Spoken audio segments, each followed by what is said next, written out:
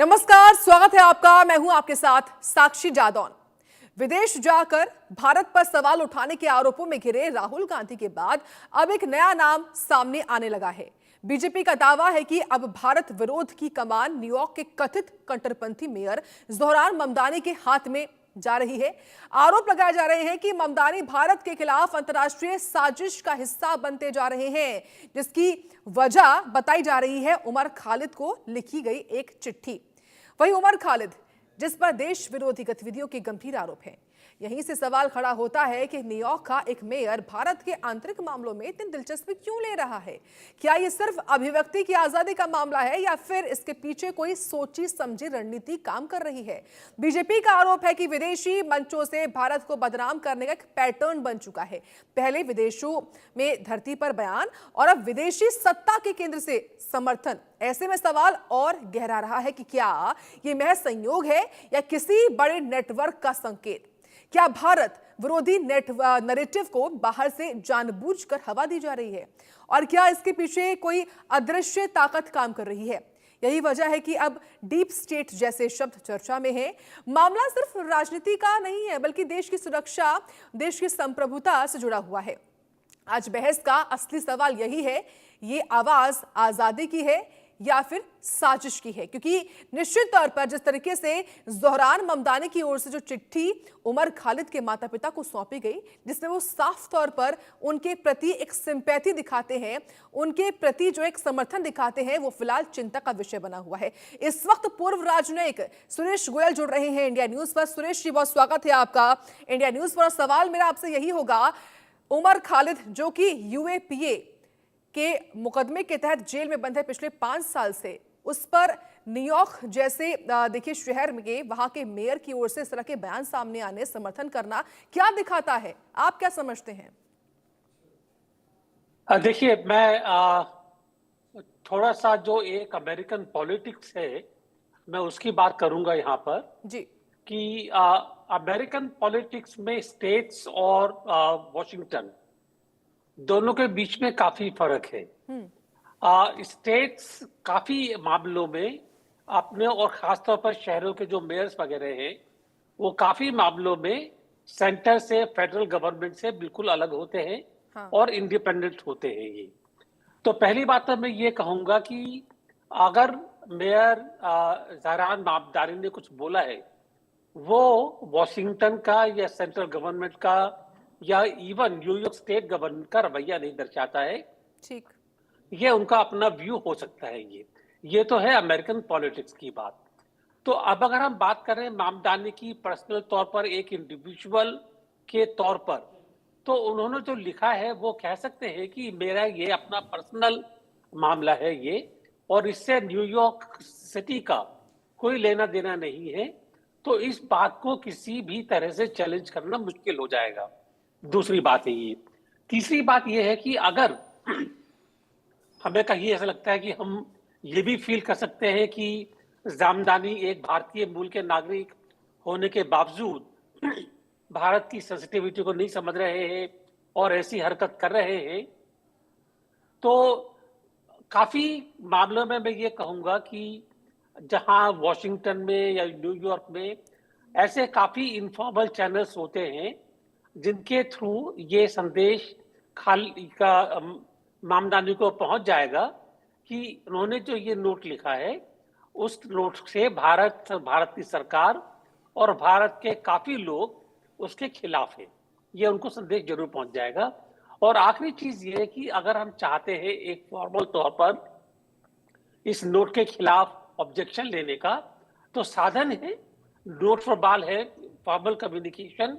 हमारी एम्बेसी और हमारा कॉन्सुलेट न्यूयॉर्क में लिख सकता है कि ये जो उनका जो नोट लिखना था, ये एक अंतरराष्ट्रीय संबंधों के खिलाफ है।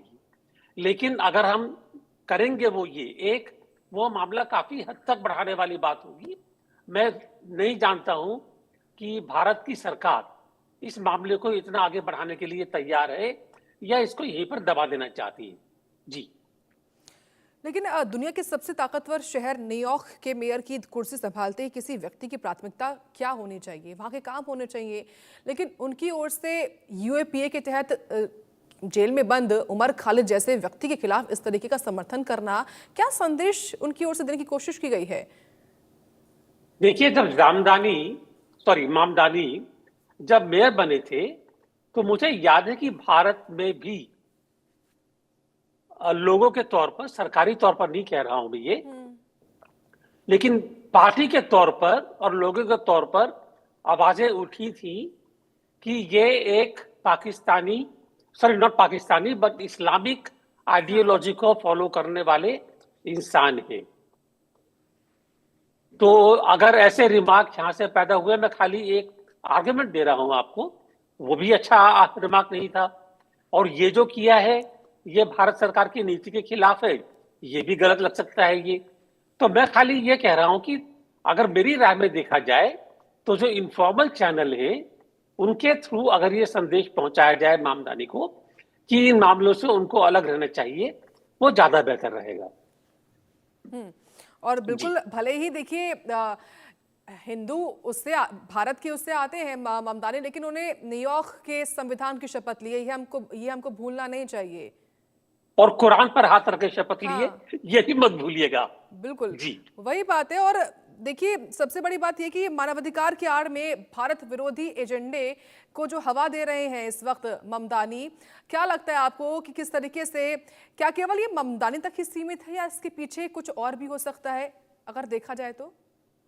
देखिए, मैं इस जो आपने कहा है, मैं इस बात को मैं समझता हूं कि अभी इतना आगे बढ़ाना सही नहीं है कि वो एक जो ह्यूमैनिटेरियन राइट्स के की आड़ में तूल दे रहे हैं एक एजेंडा को। अभी वो उनका एक अलग पर्सनैलिटी है, काम करने का अलग तरीका है। हमने उनके इलेक्शन कैंपेन में भी देखा है, बिल्कुल फर्क है। आप ये भी मत भूलिए कि जब वो वहां पर अपनी ये शपथ लेने के लिए आए थे, तो वो बॉलीवुड के गाने पर नाचते हुए आए थे ये। तो उस टाइम पर जो उन्होंने जिस तरह से शपथ ली थी, चाहे कुरान पर हाथ रख के ली हो, उनके बात करने के तरीके से या व्यवहार से ऐसा नहीं लग रहा था कि उनका एक फंडामेंटलिस्ट एजेंडा है। तो मैं इसलिए कहूंगा कि हर एक इंसान की पर्सनैलिटी अलग होती है, जल्दबाजी में कुछ भी करना सही नहीं है। मैं आपकी बात जो कह रहे हैं आप सही है कि वो न्यूयॉर्क के मेयर है, तो उनको थोड़ा समझ बूझ के बात करनी चाहिए, और मेरा ख्याल है ये संदेश उन तक पहुंच जाएगा, जहां तक मैं समझता हूँ। जी, लेकिन ममदानी की ओर से जो पत्र लिखा गया है उमर खालिद के समर्थन में, क्या लगता है आपको, क्या भारत में उसको हवा मिल सकती है आने वाले वक्त में? ये आपका सवाल बहुत मुश्किल है मेरे लिए, क्योंकि अगर मैं देखूं जो अभी तक हुआ है, वो शाहरुख खान की KKR टीम में जब एक बांग्लादेशी बॉलर को लिया गया, फजलुर रहमान, तो उसके लिए काफी हवा उठी।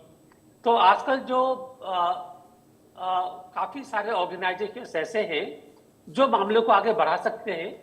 तो पता नहीं मेरे को कि क्या करेंगे, लेकिन एज ए डिप्लोमेट मैं कहूंगा, ऐसे डिप्लोमेट भी कहूंगा कि इस मामले को ज्यादा आगे बढ़ाने की बजाय, क्योंकि न्यूयॉर्क में काफी सारे भारतीय रहते भी हैं, हमारा वहां पर परमानेंट मिशन भी है UN के लिए, हमारे काफी सारे कनेक्शन है वहां पर, काफी सारे भारत के बिजनेस लोग भी हैं वहां पर। ये तो सारे संदर्भ को देखते हुए अगर इस मामले को फॉर्मल तौर पर आगे बढ़ाने की बजाय एक इनफॉर्मल तौर पर उनको अगर एक मैसेज पहुंचे कि ये इससे भावना को चोट पहुंच सकती है, तो शायद ज्यादा बेहतर है। लेकिन आपकी बात सही है, बढ़ा सकते हैं इसको। इसके बारे में तो कहना बहुत मुश्किल है, ये हुआ है भारत में और हो भी सकता है। लेकिन सात समंदर पार से इस तरह का समर्थन आना, और वो भी भारत की तिहाड़ जेल में बंद व्यक्ति को लेकर, क्या लगता है कि इसकी टाइमलाइन पर भी सवाल खड़े होते हैं क्या सुरेश जी? देखिए, पहली बात तो ये है कि अगर मैं एक बिल्कुल लीगल तौर पर बात करूं, तो उमर खालिद जेल पर बंद है, उनके ऊपर अभी मुकदमा चलना शुरू भी नहीं हुआ है। मुकदमा चलना शुरू हुआ है, उसके ऊपर जो धारा लगी UAPA की, उसमें बंद है कि बिना किसी मुकदमे के।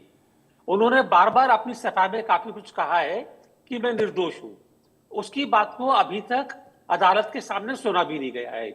तो मैं इस मामले में ज्यादा नहीं कुछ कहना चाहूंगा कि वो निर्दोष है या दोषी है, क्या है, ये कहना बहुत मुश्किल है। लेकिन मैं ये कहूंगा कि जो भी कुछ है, चाहे वो उन्होंने किया या नहीं किया, जो भी कुछ है, मैं खाली एक डिप्लोमेटिक तौर पर ये कहना चाहूंगा कि हमें इस मामले को थोड़ा सा समझ बूझ करके देखना होगा, ताकि ये मामला ज्यादा आगे ना बढ़े। और जो बात आपकी ओर से कही गई कि न्यूयॉर्क और वॉशिंगटन डीसी के जो बयान होते हैं वो बिल्कुल अलग अलग होते हैं, क्योंकि अगर देखा जाए वेनेजुएला के केस में भी ममदानी की ओर से इसकी निंदा की गई है। बिल्कुल, बिल्कुल। थैंक यू वेरी मच कि आपने मेरे को याद दिलवाया।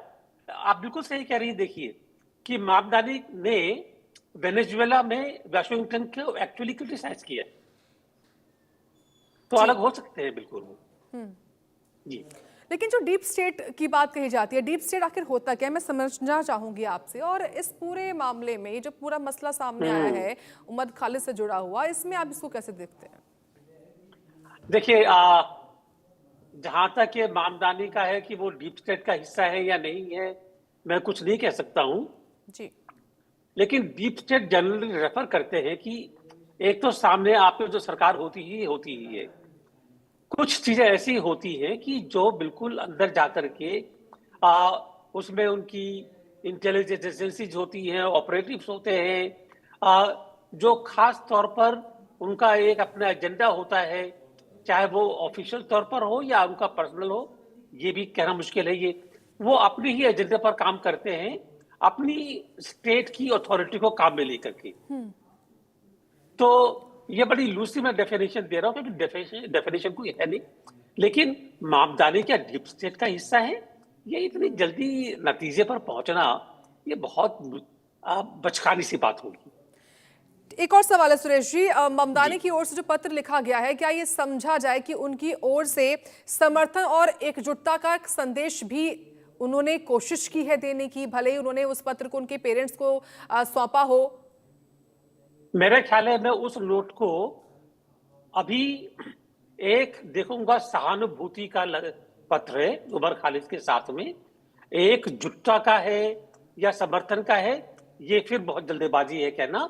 समर्थन देना उनके हाथ में नहीं है, एक जुटता से कोई फर्क नहीं पड़ता है, क्योंकि वो किसी ऐसी पार्टी के मेंबर नहीं है जहां पर कि इकट्ठे मिलकर काम करना हो। तो समर्थन है, समर्थन नहीं है, एक सहानुभूति है ये। ठीक है सुरेश जी, आपका बहुत धन्यवाद अपना कीमती वक्त देने के लिए इंडिया न्यूज को और जुड़ने के लिए। और अब बात करेंगे